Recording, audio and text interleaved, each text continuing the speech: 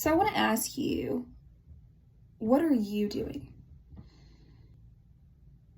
In a world where there is so much chaos, complaining, division, I want to ask you, what are you doing?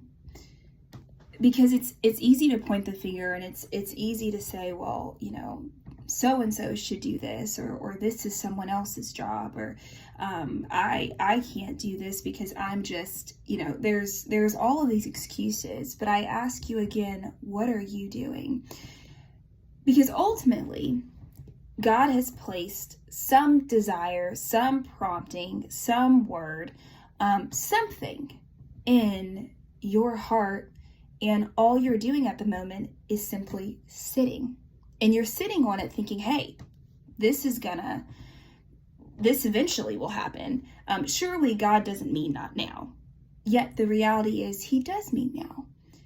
And so what are you doing with what he's given you? What are you doing with what he's prompted you with?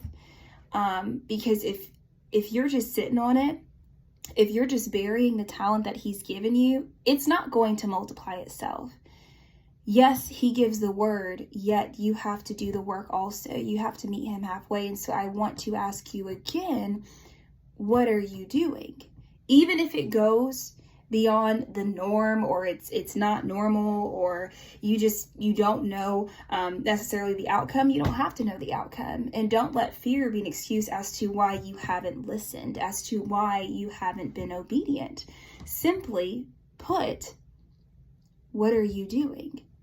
And whatever it is that he's told you to do, regardless of the outcome, you have a job to be obedient.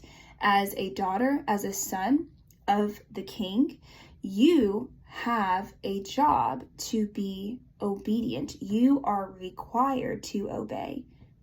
It's not, oh, well, once I know the outcome, I'll obey. Whatever Holy Spirit is speaking to you at this moment, you have a job to obey. So I'll ask you again, what are you doing?